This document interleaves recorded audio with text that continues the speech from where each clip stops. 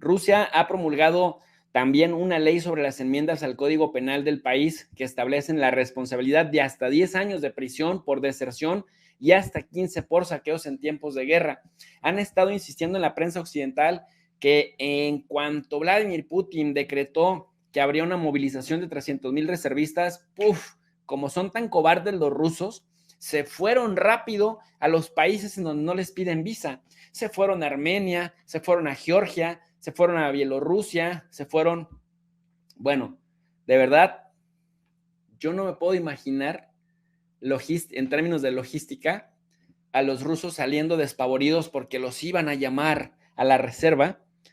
Y es de verdad un insulto a la inteligencia de la gente que por más que han insistido desde el Kremlin que no se hace el llamado para toda la población, que el llamado solo se hace para quienes tengan experiencia militar, para quienes hayan cursado el servicio militar, para quienes tengan experiencia con las armas, solo 300,000 de 25 millones que pueden movilizar. En la prensa occidental han estado diciendo los rusos salieron despavoridos y por eso en Europa se les restringirá la visa, porque Letonia, Lituania y Zelensky dicen que se tienen que quedar los rusos en Rusia a combatir desde adentro a Putin. Miren ustedes qué chistoso es esto. De verdad, una cosa increíble. Entonces, ¿por qué es increíble? Porque además Putin sabe que si manda a cualquier persona, en la medida que tenga muertos, se le va a revertir el apoyo en Rusia. Porque por más que digan que Putin controla con mano de hierro a ese pueblo, son más de 80 naciones las que conviven en Rusia. Desde Asia, o sea, desde la frontera ya con Japón, desde Vladivostok, la frontera con China, la frontera con Mongolia, la frontera con Corea del Norte, hasta prácticamente las fronteras con Asia Central, con el Cáucaso y con Europa, hasta Finlandia. Es un territorio demasiado extenso para controlar si no tuvieras un mínimo de armonía. Por eso Vladimir Putin manda a un ejército 300,000 reservistas que no estaban considerados desde una movilización de esa envergadura desde la Segunda Guerra Mundial. Ese es el movimiento para garantizar que se van a respetar los resultados del referendo. Es decir, Putin ya escaló todavía más, pero a diferencia de lo que dicen los medios de comunicación, sobre todo esos de Deutsche Welle que andan rabiosos, los del diario El País, bueno, ¿qué les digo de la BBC o del Le Monde Diplomatique? Yo hasta los creía serios y en la medida que muchos de estos se desenmascaran, pues terminamos viendo que, a ver, ¿cuándo un medio de comunicación es serio? Primero, cuando sí describen lo que está sucediendo y cuando interpretan lo más apegado a lo que está sucediendo, no cuando intentan imponer una narrativa que nada tiene que ver con la realidad y cuando al final de cuentas vemos que pues era mentira lo que decían. Por más que duelan las verdades, con el paso del tiempo se sabe quién es quién en la información.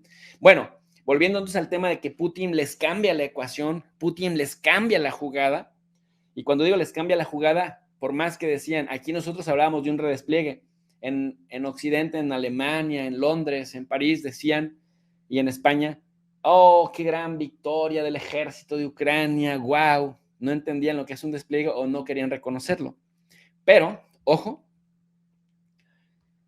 Putin redespliega el ejército, organiza referendos, hace una reforma al Código Penal del país, profesionaliza a los 300,000 que van a combatir, que ya los están movilizando.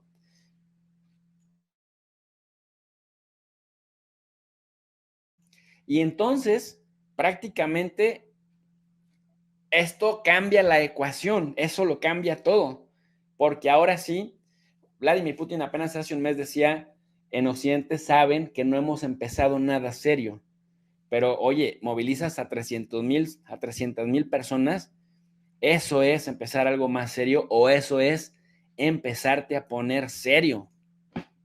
Y luego a eso, no solamente es la movilización por la movilización misma, es una movilización con propósito, porque saben que los prorrusos de Lugansk, de Donbass, de Zaporille, de Donetsk, van a votar a favor de ser Rusia.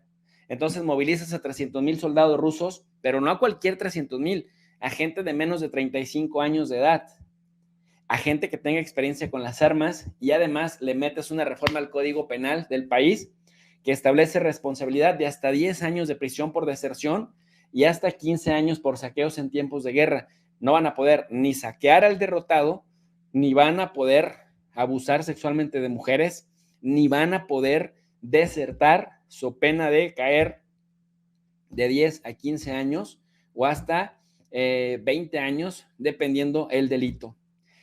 Estas enmiendas pues ya fueron aprobadas también por la Duma de Estado, la Cámara Baja del Parlamento de Rusia y también por el Consejo de la Federación de Rusia, el Senado, y ahora sí que se han convertido en ley.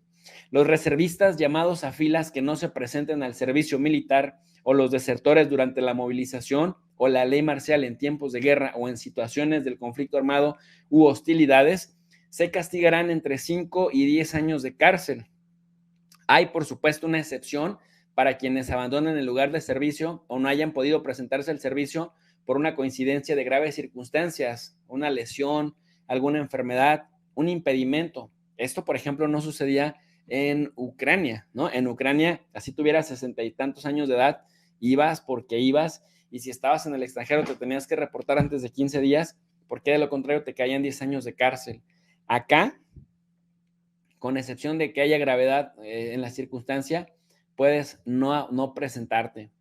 Las enmiendas, ojo con esto, las enmiendas para garantizar que la gente que va al Donbass a defender el referendo es una cosa seria.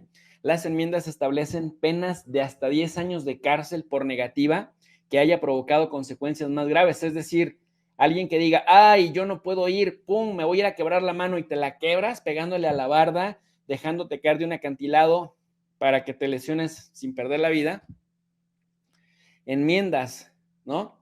Para que las penas de hasta 10 años de cárcel por negativa que haya provocado consecuencias más graves de participar, que te hayas tratado de evitar, de escudar aguas, que eso también les puede ir muy mal. La cosa se puso seria, la cosa se puso tensa, porque por incumplimiento de órdenes de comandantes se les van a dar otros 10 años y también 15 años más por actos de violencia, como resistirse a un comandante, obligarlo a incumplir sus compromisos o atacarlos mientras está en servicio. O sea, una orden que no se respete, señores, les puede ir muy mal a los soldados rusos. Así que esto de que van a mandar a cualquiera es un lujo que Rusia ya no se puede permitir. Por más que Rusia ha dicho, vamos a mandar a los mejores cuadros que tenemos, los que tengan experiencia con las armas, además los vamos a capacitar. En Occidente dicen, los rusos se fueron despavoridos luego de que se movilizaron a 300,000 personas. Ya verán que una cosa es lo que digan ustedes allá en Occidente y otra cosa muy diferente lo que esté sucediendo sobre el territorio. El Código Penal se actualizó con un artículo que penaliza con entre 6 y 15 años de cárcel a los saqueadores que cometan actos durante el periodo de vigencia de la ley marcial en tiempos de guerra o en situaciones de conflicto armado. Además, hay un máximo castigo de 15 años que se prevé para los saqueos superiores a 1,000,000 de rublos, es decir, unos $17,211, por ahí más o menos de unos, ¿qué serán? 340,000 pesos. Y también que lo realice un soldado o un grupo de soldados o que haya también una amenaza de asesinato. Otro artículo que se introdujo en el Código Penal se dedicó también a la rendición voluntaria. Ojo, se castigará a quien se rinda voluntariamente y se les darán hasta 10 años de prisión, aunque la norma prevé, claro, una excepción para los casos cuando un militar cometa este delito por primera vez, haga todo lo posible para su liberación y regrese al lugar de servicio. O sea, también se entiende que hay cierto pragmatismo. Esto me recordó mucho al Ejército Rojo, mis queridos alumnos digitales, cuando lees la historia de la Segunda Guerra Mundial. El Ejército Rojo de Joseph Stalin se iba una avanzada y en la retaguardia iba un segundo pelotón. Este segundo pelotón tenía doble tarea. Doble tarea era combatir a los nazis que lograran penetrar la primera línea de fuego, combatir a los nazis o matar a los soldados que querían desertar, de tal suerte de que los de la primera línea, los soviéticos de la primera línea estaban jodidos doblemente, porque enfrente les esperaba la muerte frente a los nazis, pero si corrían les esperaba la muerte frente al segundo pelotón del Ejército Rojo, que venía con esas órdenes de ejecutar a todo el que desertara. Ahora al menos los mandan a la cárcel o les dan oportunidad de rendirse una vez, siempre y cuando hagan lo posible por salir de peligro y regresar a la base. O sea, si te rindes por segunda o tercera vez, es donde te puede ir como en feria. También se establece responsabilidad hasta 7 años de prisión por violar las normas de posesión de armas, municiones y equipos militares que hayan resultado en pérdida por negligencia. Además, el Consejo de la Federación Ruso aprobó el castigo de hasta 10 años de cárcel por violar las condiciones de un contrato de defensa estatal que haya causado daño de al menos 5% del precio del contrato o 5 millones de rublos o el incumplimiento del acuerdo. También cabe señalar que el rechazo o la evasión de la conclusión obligatoria de un contrato de defensa estatal por cierto contratista o proveedor se sancionará también con hasta 8 años de prisión. Se reconoce como circunstancia agravante la comisión de un delito en situaciones de hostilidades o en conflicto armado durante la movilización o la ley marcial. Y esto entonces traerá como consecuencia, ojo, que el ejército que vaya a defender los resultados de Donbass, pues sea un ejército, primero, altamente profesional, segundo, bastante numeroso, tercero, pues bastante decidido, porque las normas que le metieron al Código Penal, o sea, es de o vas a matar, o te vas a la cárcel, o te vas a la tumba, si fallas en el intento.